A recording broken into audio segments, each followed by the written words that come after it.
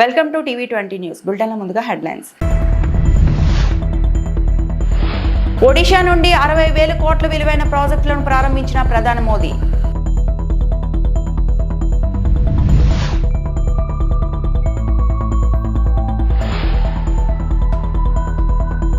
BSNL శక్తివంతమైన వ్యవస్థగా మారింది. AP CM Chandrababu.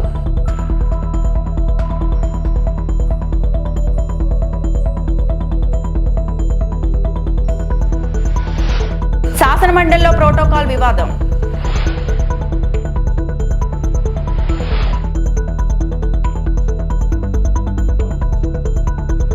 Telecommunication, railway, ఉన్నత విద్య వంటి రంగాలకు సంబంధించిన 60,000 కోట్ల విలువైన అభివృద్ధి పనులకు ప్రధాని నరేంద్ర మోడీ శంకుస్థాపన, ప్రారంభోత్సవాలు చేశారు. ఒడిశాలో జార్సుగూడలో పర్యటించిన ప్రధాని దేశవ్యాప్తంగా ఉన్న 8 ఐఐటీల విస్తరణకు శంకుస్థాపన చేశారు. తద్వారా వచ్చే 4 ఏళ్లలో 10,000 మంది కొత్త విద్యార్థులకు అవకాశం లభించనుంది. आत्मनिर्भर भारत बना के लिए के कुशल नौजवान और रिसर्च का शानदार वातावरण भी जरूरी है. इसलिए ये भी भाजपा सरकार की बहुत बड़ी प्राथमिकता है. आज ओडिशा सहित पूरे देश में एजुकेशन और स्किल डेवलपमेंट पर अभूतपूर्व निवेश किया जा रहा है. हम देश के इंजीनियरिंग कॉलेजों और पॉलिटेक्निक को भी आधुनिक बना रहे हैं. इसके लिए आज मेरिट नाम से एक स्कीम लॉन्च की गई है. इस स्कीम के तहत टेक्निकल एजुकेशन देने वाले संस्थानों पर हजारों करोड़ रुपए खर्च किए जाएंगे. इससे हमारे नौजवानों को अच्छी टेक्निकल एजुकेशन के लिए बड़े शहर जाने की मजबूरी नहीं रहेगी.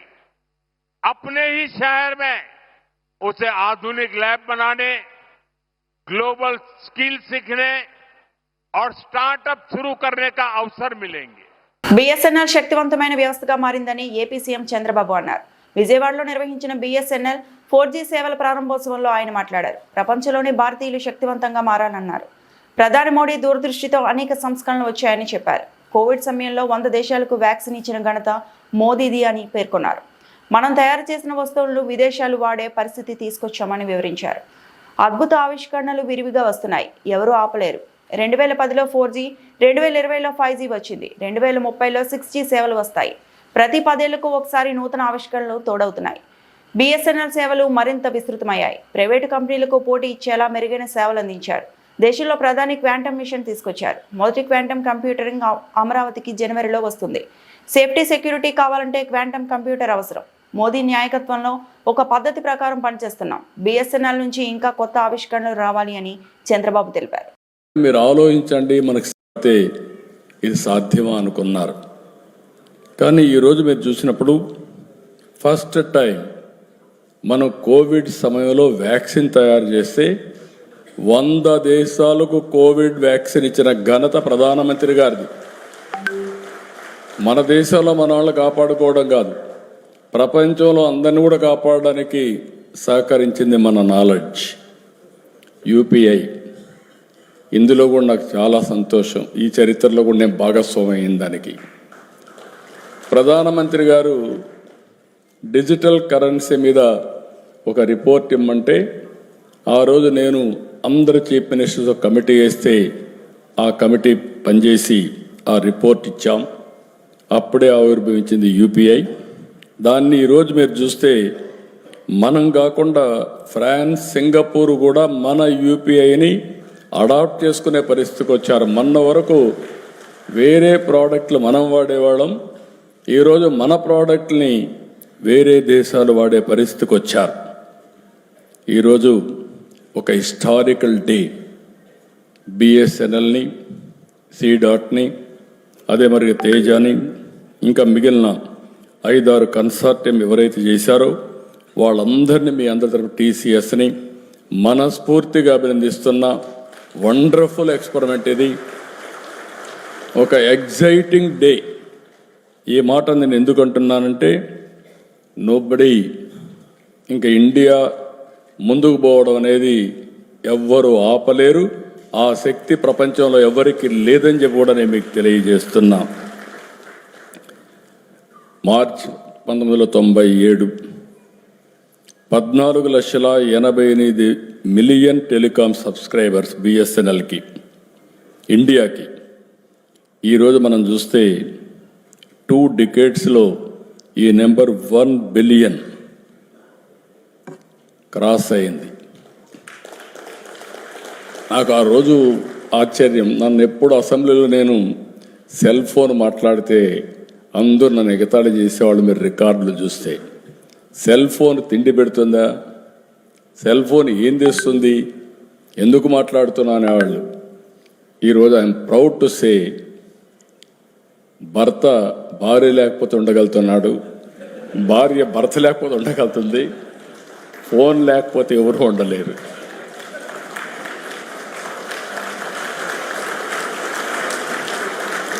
ఇప్పుడు నేను కూడా ఇక్కడ ఫోన్ పెట్టుకొని టైం చూసుకుంటున్నా. మల్టీపర్పస్ డివైస్ ఇది. ఇప్పుడే సత్యకుమార్ గారు చెప్పినట్టు ఒక్క ఫోన్ ఉంటే ప్రపంచంలో ఎక్కడికైనా వెళ్ళిపోవచ్చు, ఎక్కడైనా సర్వైవ్ కావచ్చు, అన్ని పనులు ఆటోమేటిక్గా అయిపోయే పరిస్థితి వస్తుంది. We are in knowledge economy. నేను అందుకే అప్పుడప్పుడు అంటూ ఉంటాను, don't work hard, work smart. ఆ స్టేజ్కి వచ్చేసాం. టీడీపీ హయాంలో 2014-19 మధ్య కాలంలో మత్స్యకారులకు స్వర్ణయుగమని, వైసీపీ హయాంలో వారిని గాలికి వదిలేశారని మంత్రి అచ్చెన్నాయుడు అన్నారు. మత్స్యకారుల సంక్షేమంపై అసెంబ్లీలో ఎమ్మెల్యే వనమాడి వెంకటేశ్వరరావు అడిగిన ప్రశ్నకు అచ్చెం సమాధానం చెప్పారు. వైసీపీ హయాంలో ఫిష్ ఆంధ్ర పేరుతో ప్రచారానికే పరిమితమయ్యారు తప్ప క్షేత్రస్థాయిలో చేసేదేమీ లేదన్నారు. మత్స్యకారుల జీవన ప్రమాణాలు పెంచడానికి కూటమి ప్రభుత్వం కృషి చేస్తుందని చెప్పారు. ఆంధ్రప్రదేశ్కు అదృష్టం ఏమిటంటే సుదీర్ఘమైనటువంటి తీర ప్రాంతం ఉండడం. అక్కడ ఇచ్చాపురం నుంచి ఇక్కడ తడ వరకు దాదాపుగా మనకి మొత్తం తీర ప్రాంతం ఉంది. అందులో మన రాష్ట్రంలో ఎక్కువ మంది మత్స్యకారులు సముద్రం పైనే జీవనం సాగిస్తున్న విషయం మనందరికి కూడా తెలుసు. 2014-19 అధ్యక్ష, తమరు కూడా ఆ రోజు ప్రభుత్వంలో ఉన్నారు. మత్స్యకారులకి ఒక స్వర్ణయుగం అధ్యక్ష. ఆ రోజు మనం మత్స్యకారులకి వేట నిషేధ సమయంలో 4,000 రూపాయలు వృత్తి ఇచ్చేవాళ్ళం. గ్రామాల్లో ఉన్నటువంటి సొసైటీ వాళ్ళందరికీ సమావేశాలు పెట్టి మీరు చేపలు పట్టుకోవాలంటే ఏ ఐటమ్స్ కావాలి, ఆ ఐటమ్స్ కూడా మీరే సెలెక్ట్ చేసుకోండి, ఏ కంపెనీది కావాలని చెప్పి ఎగ్జిబిషన్స్ పెట్టి మనం వాళ్ళందరికీ కూడా చేపలు పట్టుకోవడానికి కావలసినటువంటి పరికరాలన్నీ కూడా అందించాం అధ్యక్ష. దురదృష్టవశాత్తు 2019లో వైసీపీ ప్రభుత్వం వచ్చింది. ఆ ప్రభుత్వం గురించి చెప్పడానికి నాకు ఇష్టం ఉండదు, కానీ ప్రజలకి, సభ్యులకి, ఈ రాష్ట్రంలో ఉన్నటువంటి మత్స్యకారులు కూడా తెలియచేయవలసినటువంటి బాధ్యత సభ్యుడిగా, మంత్రిగా నాపై ఉంది అధ్యక్ష. 2019 తర్వాత ఒకే పథకం అధ్యక్ష. మనం ఇచ్చినటువంటి 4,000 రూపాయలు 10,000 రూపాయలు పెంచి వేట నిషేధ సమయానికి భృతి ఇవ్వడం తప్ప 5 సంవత్సరాల్లో ఈ రాష్ట్రంలో ఒక్క మత్స్యకారుడికి ఒక బోటు కానీ, ఒక వల కానీ, ఒక వాహనం కానీ ఇచ్చినటువంటి దాఖలాలు లేవు అధ్యక్ష. ఎంత దారుణం అంటే అమ్మ పెట్టదో అడుక్కు తిన్నట్టుగా వీళ్ళు ఇవ్వలేదు. ఆ రోజు కేంద్ర ప్రభుత్వం ప్రధానమంత్రి మత్స్య సంపద యోజన అని చెప్పి ఒక బ్రహ్మాండమైనటువంటి స్కీమ్ పెట్టారు అధ్యక్ష. ఆ స్కీమ్లో కూడా రాష్ట్రం గణనీయంగా ఉపయోగించుకోవచ్చు, కానీ ఆ స్కీమ్ కూడా ఉపయోగించుకోకుండా ఆ స్కీమ్లో వచ్చిన డబ్బంతా కూడా ఒక కొత్త పేరు పెట్టారు అధ్యక్ష, ఫిష్ ఆంధ్ర. ఫిష్ ఆంధ్ర అంటే నవ్వొస్తుంది. ఎందుకు పెట్టారో తెలియదు, ఎవరు గురించి పెట్టారో తెలియదు, ఎంత డబ్బులు ఖర్చు పెట్టారో తెలియదు. ప్రోటోకాల్ వివాదంపై చర్చించిన అంశాలను మంత్రి పయ్యావుల కేశవ్ శాసనమండలిలో వివరించారు. మా స్కూలే డిఫరెంట్ స్కూల్, మా స్కూల్లో ట్రైనింగే డిఫరెంట్ అన్న పయ్యావుల, మీరు ఆ స్కూల్ కాదు కాబట్టి ప్రజాస్వామ్యం అంటే మీరు నవ్వులాటగా ఉంటుందని వైసీపీ సభ్యులను ఉద్దేశించి మాట్లాడారు. అత్యున్నత స్థానంలో ఉన్న చైర్మన్ స్థానాన్ని తాము, తమ ప్రభుత్వం ఎన్నడూ గౌరవిస్తుందని, చైర్మన్ ఉద్దేశపూర్వకంగా ఇబ్బందులకు గురి చేయాలన్న ఉద్దేశం ప్రభుత్వానికి ఎప్పుడూ లేదన్నారు. ఆ ట్రైనింగ్ క్లాసుల్లో ఎంత అత్యున్నత స్థానంలో ఉండేటువంటిది శాసనసభ, ఆ శాసనసభలో మరింత అత్యున్నత స్థానంలో ఉండేటువంటిది చైర్మన్ అనేటువంటిది మాకు బేసిక్స్ తో నేర్చుకున్నాం అధ్యక్ష. ఇక్కడ ఉన్నటువంటి ప్రతి ఒక్కరం కూడా. సో ఆ చైర్ గౌరవానికి తగ్గట్టుగానే బిహేవ్ చేయాలని మేము కోరుకుంటాం తప్ప ఎక్కడా కూడా ప్రభుత్వానికి దెర్ ఇస్ నో ఇంటెన్షన్ అధ్యక్ష. ఎక్కడైనా పొరపాట్లు జరిగి ఉంటే we will get it examined. మీ దగ్గరికే దాని పూర్తి వివరాలతో మీ దగ్గరికే వస్తామనేటువంటిది కూడా తెలియజేస్తున్నాం. భవిష్యత్తులో కూడా ఇట్లాంటివి ఎక్కడా కూడా రిపీట్ కాకుండా చూస్తామనేటువంటిది మీకు మీ ద్వారా సభ్యులకు కూడా తెలియజేస్తున్నాం. దయచేసి కోఆపరేట్ చేయండి. ఎందుకనంటే ఇవాళ జిఎస్టీ బిల్ అధ్యక్ష, లక్షల మందికి మనము రిలీఫ్ ఇచ్చేటువంటి జిఎస్టీ బిల్లు సభ ముందు ఉంది. దాన్ని పాస్ చేసుకోవాల్సినటువంటి అవసరం ఉంది. దాంతోపాటు నాలా బిల్లు ఉంది. సో ఇట్లాంటి ఇంపార్టెంట్ గవర్నమెంట్ బిజినెస్ ఉంది కాబట్టి మీ ద్వారా సభ్యుల్ని కూడా కోరుతా ఉన్నా. మీరు కూడా చాలా మ్యాగ్నానిమస్ గా నేను అసలు ఈ డిస్కషన్ చేయడానికి కూడా ఇష్టపడను అని కూడా చెప్పారు. We understand the pain, but ఇది ఎక్కడ ఇంటెన్షనల్ గా జరిగిందా అన్ఇంటెన్షనల్ గా జరిగిందా అనేటువంటిది ఒకసారి ఎగ్జామిన్ చేసి మీ దృష్టికి తీసుకొస్తాం అధ్యక్ష. దయచేసి సభ్యులు కూడా కోఆపరేట్ చేయమని చెప్పి కోరుతా ఉన్నాను. కక్షపూరితంగా మాజీ మంత్రి పెద్దిరెడ్డి రామచంద్రారెడ్డి కుటుంబాన్ని ఇబ్బంది పెట్టే కుట్ర జరుగుతోందని ఆరోపించారు మాజీ మంత్రి గుడివాడ అమర్నాథ్. రాష్ట్రంలో కూటమి ప్రభుత్వం అధికారంలోకి వచ్చిన తర్వాత వైఎస్ఆర్ కాంగ్రెస్ పార్టీ సీనియర్ నేతలపై బురద జల్లే ప్రయత్నం చేస్తుందని మండిపడ్డారు. ఆంధ్రప్రదేశ్లో సంచలనంగా మారిన ఏపీ లిక్కర్ స్కామ్ కేసులో అరెస్ట్ అయి రాజమండ్రి సెంట్రల్ జైల్లో రిమాండ్లో ఉన్న ఎంపీ మిథున్ రెడ్డిని ములాఖత్లో కలిశారు మాజీ మంత్రి అమర్నాథ్. విజయనగరం జడ్పీ అధ్యక్షులు మజ్జి శ్రీనివాసరావు, మాజీ ఎమ్మెల్యే కరణం ధర్మశ్రీ, ఆ తర్వాత మాజీ మంత్రి గుడివాడ అమర్నాథ్ మీడియాతో మాట్లాడుతూ వైఎస్ఆర్ కాంగ్రెస్ పార్టీ నాయకులపై తప్పుడు కేసులు బనాయించి అరెస్టు చేస్తున్నారని అన్నారు. ఇదే విధంగా ఎంపీ మిథున్ రెడ్డిని అక్రమంగా అరెస్టు చేసి కక్షపూరితంగా పెద్దిరెడ్డి కుటుంబాన్ని ఇబ్బంది పెట్టడానికి జరిగిన కుట్ర అని ఆరోపించారు.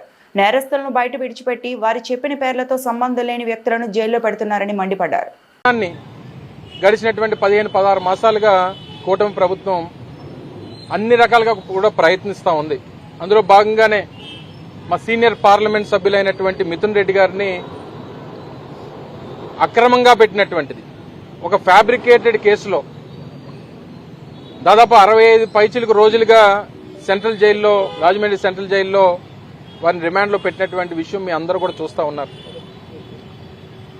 ఎవరో ఓరల్ గా చెప్పినటువంటి ఒక స్టేట్మెంట్ ని ఆధారంగా తీసుకొని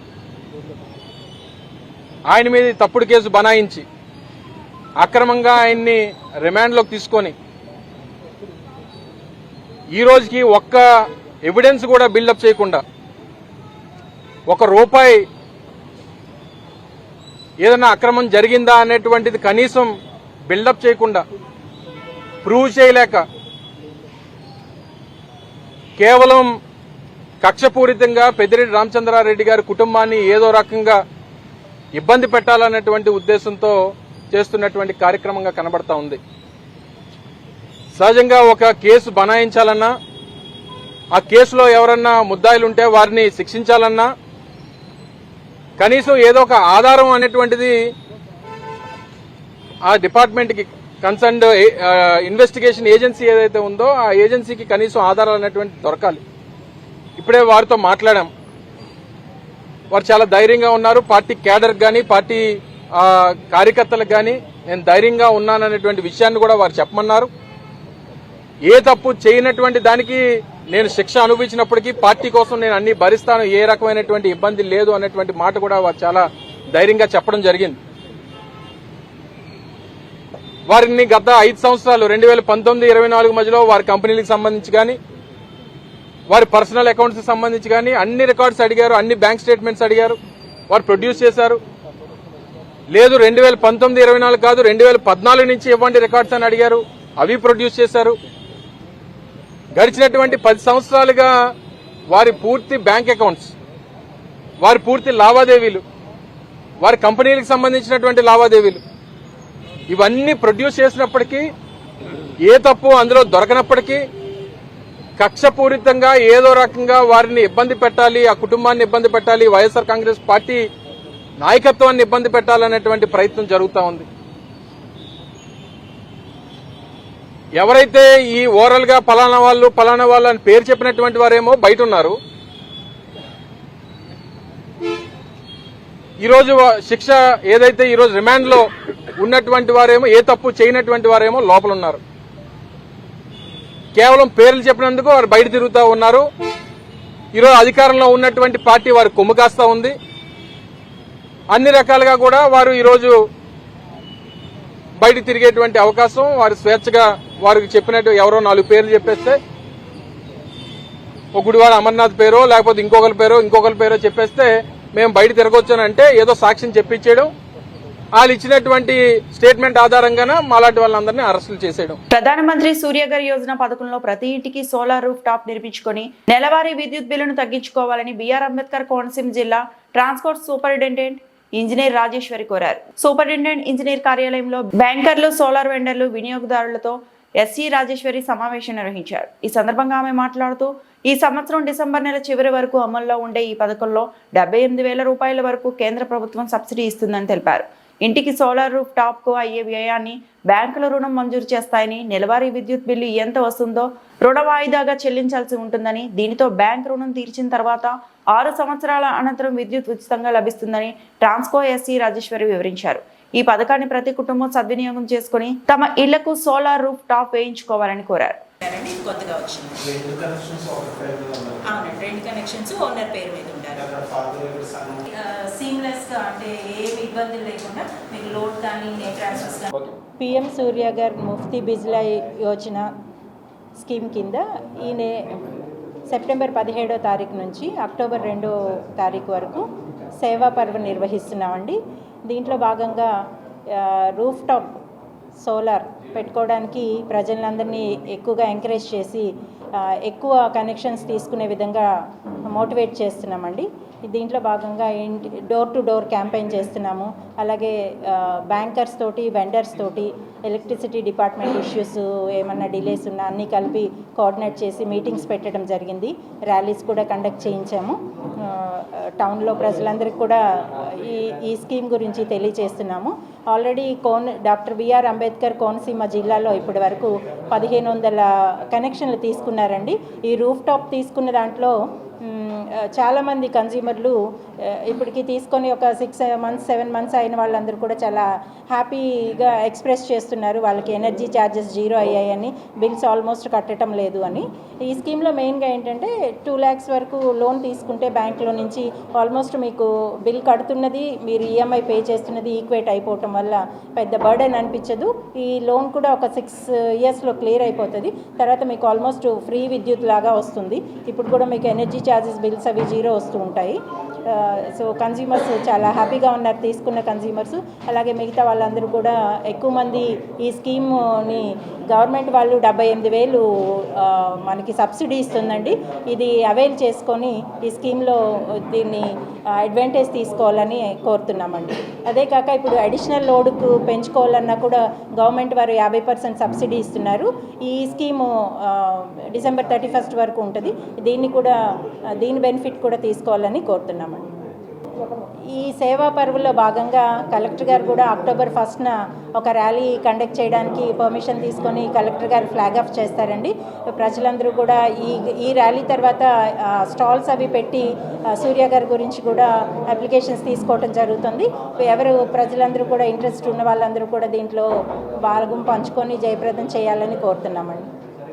ఎన్టీఆర్ జిల్లా జగ్గేపేట శ్రీ నేడు కనకదుర్గమ్మ అమ్మవారు శ్రీ లలిత త్రిపుర సుందరీదేవిగా భక్తులకు దర్శనం అందించారు. తిరుమలగిరి శ్రీ వెంకటేశ్వర స్వామి వారి దేవస్థానం దత్తత దేవాలయమైన శివాలయంలో దసరా మహోత్సవాల్లో భాగంగా 6వ రోజు శ్రీ లలిత త్రిపుర సుందరీదేవిగా దర్శనమిస్తున్నారు. ఆ చల్లని తల్లిని దర్శనం చేసుకునేందుకు శ్రీ వెంకటేశ్వర స్వామి వారిని దర్శించుకున్న భక్తులందరూ అమ్మవారిని దర్శించుకున్నారు. శనివారం కాబట్టి భక్తులు ఎక్కువగా విచ్చేశారు. స్వామివారికి దర్శించుకున్న భక్తులందరూ శ్రీ అమ్మవారిని కూడా దర్శించుకున్నారు.